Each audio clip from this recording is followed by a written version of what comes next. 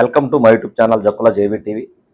Social మీడియాలో చూశాను నేను చేబ్రోల్ కిరణ్ అనే వ్యక్తి జగన్మోహన్ రెడ్డి భార్య గురించి, జగన్మోహన్ రెడ్డి కుటుంబాన్ని గురించి చాలా అసభ్య పదజాలంతో మాట్లాడటం జరిగింది. దీనిని నేను తీవ్రంగా ఖండిస్తున్నాను. కూటమి ప్రభుత్వం మీకు అధికారంలోకి వచ్చిన తర్వాత ఇలాంటి సంఘటనలు జరగకుండా పునరావృతం చేయాల్సిన బాధ్యత మీ పైన ఉంది.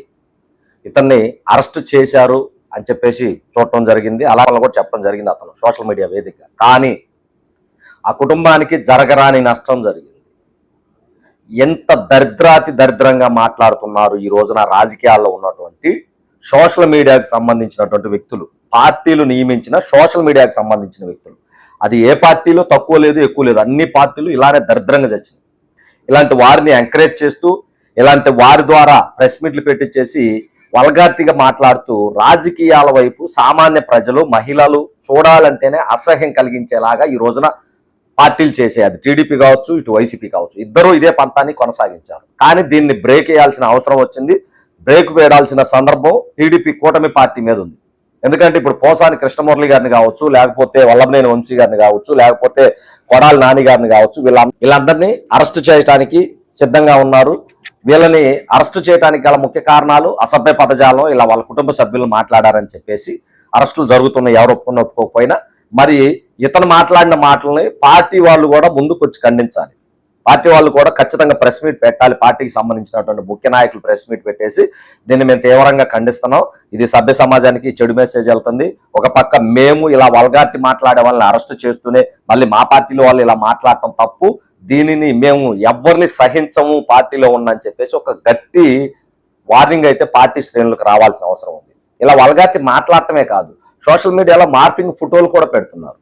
ఆ సిస్టమ్ కూడా పోవాలి. రాజకీయం గురించి సోషల్ మీడియాలో వచ్చిందంటే ఒక మంచి వాతావరణం ఉండాలి, ప్రశ్న సమాధానం రావాలి, సమస్య పరిష్కారం దొరకాలి, ఇది రావాలి సోషల్ మీడియాలో. అలాంటి వ్యక్తుల్ని మీరు పార్టీల్లో సంబంధించి సోషల్ మీడియా టీమ్గా ఎన్నుకొని తప్పితే ఇలాంటి పనికిమాలిన చెత్త ఎదవలందరినీ ఎన్నుకొని మీరు మహిళా లోకాన్ని సభ్య సమాజం తలదించుకునేలాగా చేస్తూ ఈ విధమైనటువంటి పరిస్థితులు క్రియేట్ చేయొద్దని చెప్పేసి నేను రాజకీయ పార్టీలు అన్నింటినీ వేడుకుంటున్నాను. అలానే ఇప్పుడు కిరణ్ మీద కేసు పెట్టడం జరిగింది. అలానే ఆ ఛానల్ మీద కూడా ఖచ్చితంగా కేసు పెట్టాల్సిన అవసరం ఎంతైనా ఉంది. వాళ్ళు మాట్లాడినప్పుడు, ఆ ఛానల్లో మాట్లాడినప్పుడు అప్పుడు వెంటనే టెలికాస్ట్ అవ్వదు కదా, అది వెంటనే వాళ్ళు ఇది అసభ్య పదజాలం అని చెప్పేసి ఆ ఛానల్ వాళ్ళే కట్ చేయాలి. మరి వాళ్ళు ప్రసారం చేశారు అంటే ఏంటి దాని అర్థం? కిరణ్ కాదు, ఎవరైతే మాట్లాడాడో మాట్లాడిన దాన్ని ప్రజలకు తీసుకెళ్లిన వ్యక్తి మీద కూడా కేసు పెట్టాల్సిన సందర్భం ఈ రోజున అవసరం ఉంది. వారి మీద కూడా కేసు పెట్టాలని నేను డిమాండ్ చేస్తూ ఉన్నాను. ఒక పక్క రాష్ట్రంలో చాలా తీవ్రమైన సమస్యలు, చాలా తీవ్రమైన పరిస్థితులు ఉంటే వాటన్నిటిని గాలి కుదిరేసి కేవలం ఎదుటి పార్టీలో వ్యక్తుల గురించి మాట్లాడటం. నిన్న జగన్మోహన్ రెడ్డి గారు మాట్లాడటం కూడా అది మంచి పద్ధతి కాదు. పోలీసులను బట్టలోడు తీయటం అనేది ఒక మంచి సంస్కారం కాదు. మీరు రాష్ట్ర ముఖ్యమంత్రిగా పనిచేశారు, ఆ మాత్రం సంస్కారం ఉండాలి కదా. మీరు అలా మాట్లాడటం కూడా మంచి పద్ధతి కాదు. మీరైనా మార్చుకోవాల్సిన పద్ధతి. అలా ప్రతిపక్షం అన్నప్పుడు సహజంగానే కొంచెం ఎంతో కొంత ఇబ్బందికర పరిస్థితులు రాష్ట్రంలో ఉంటాయి. వాటి అన్నిటిని మీరు అధిగమిస్తేనే కదా మళ్ళీ అధికారం వైపు చూడగలరు. ఈ వంతున సహనం కోల్పోయి విచ్చలవిడిగా ఇలా మాట్లాడటం అనేది మంచి పద్ధతి కాదు. అది జగన్మోహన్ రెడ్డి గారు కూడా ఆ సంఘటనలో ఆ పదాలు మాట్లాడటం అనేది చాలా తప్పు. పోలీస్ డిపార్ట్మెంట్ అంటే ఒక గౌరవం ఉంది ప్రజల్లో.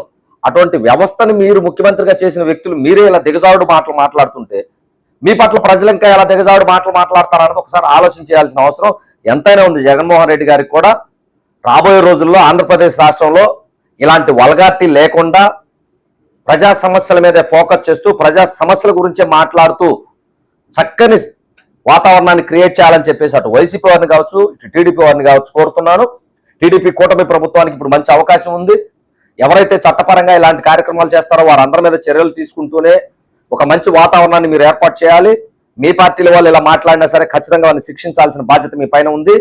ఈ కిరణ్ అనే వ్యక్తి మీద చట్టపరమైన చర్యలు తీసుకుని రాబోయే రోజుల్లో ఇలాంటి వ్యాఖ్యలు చేయాలంటే ప్రతి ఒక్కరు భయపడేలాగా మీరు ఈ వీడియోలు చట్టాలు తయారు చేయాలని కోరుకుంటూ అలానే మాట్లాడే వరకు నేను ఒకటే సూచిస్తున్నాను. ఒకవేళ మీరు అతని వైపు చూస్తే మిగిలిన 4 వేళ్ళు మీ వైపు చూపిస్తున్నాయి అన్నది మీరు గుర్తిరగట్లేదు.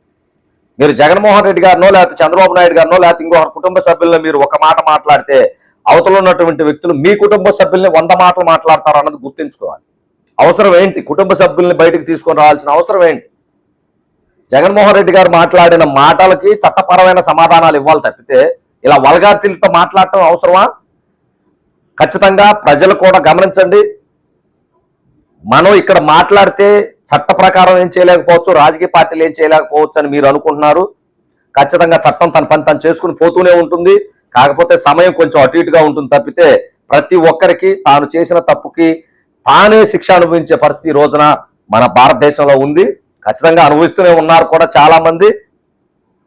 కాబట్టి రాబోయే రోజుల్లో అయినా సోషల్ మీడియాలో పోస్టులు పెట్టేవాళ్ళు కావచ్చు, సోషల్ మీడియాలో మాట్లాడే వ్యక్తులు కావచ్చు, ఒళ్ళు దగ్గర పెట్టుకొని సమస్యలు పరిష్కారం దిశగా మాట్లాడతారని కోరుకుంటూ, ఈ రోజున జగన్మోహన్ రెడ్డి గారి సతీమణి మీద మాట్లాడినటువంటి ఈ యొక్క వ్యక్తిని ఖచ్చితంగా చట్ట ప్రకారం శిక్షించాలని కోరుకుంటూ, జై జవాన్, జై కిసాన్, జై హింద్.